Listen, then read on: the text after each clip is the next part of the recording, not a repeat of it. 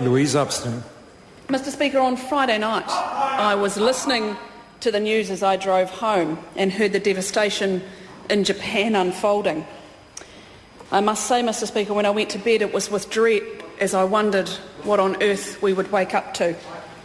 The magnitude 9.0 earthquake in the northeastern Japan and the resulting tsunami and now the nuclear threat has caused widespread devastation, with thousands of Japanese who have lost their lives and many more thousands missing.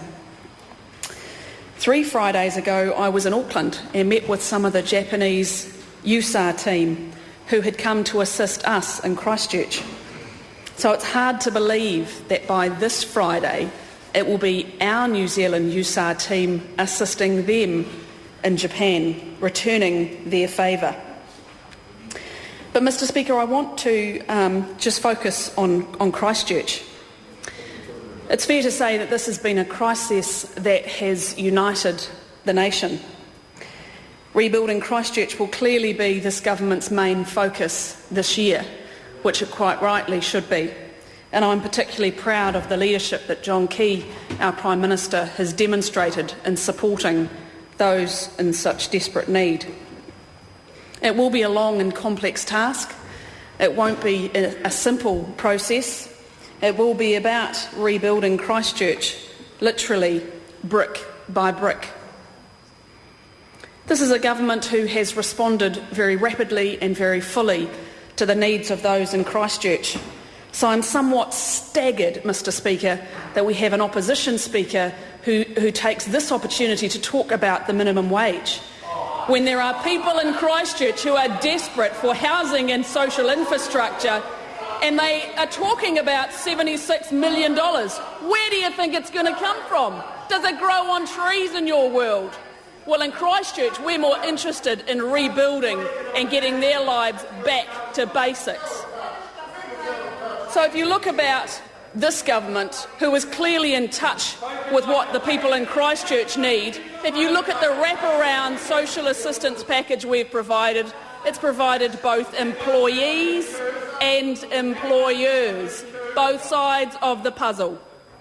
The Christchurch Employment Support Subsidy Package has paid out more than $72 million to businesses, sole traders and employees. The earthquake support subsidy payments have been made to nearly 8,000 employers, covering over 41,000 staff and over 9,000 sole traders.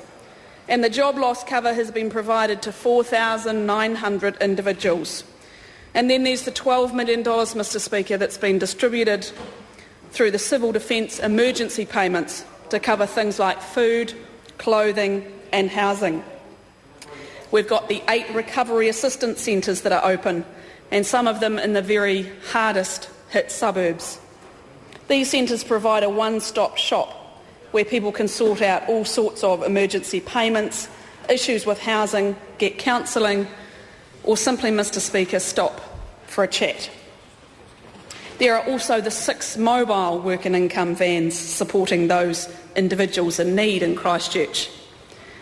If we look at the businesses, we're pleased to see that some of the businesses have already opted out of the government's earthquake support package.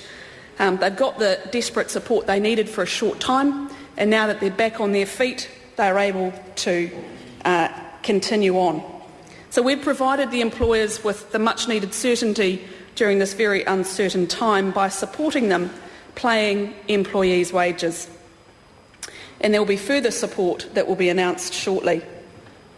It's fair to say that the Christchurch earthquake was this country's darkest day, but it was followed by some of our very finest moments, and everyday heroes emerged, whether they were the student army of volunteers, whether it was the farming army, or whether it was people in our electorates up and down New Zealand. It will of course be a sombre day on Friday with a national memorial service in Christchurch, but it will give the country an opportunity to mourn the great loss of life. Mr Speaker, in the words of Mahatma Gandhi, strength does not come from physical capacity, it comes from an indomitable will. We have seen this indomitable will in Christchurch and in Japan.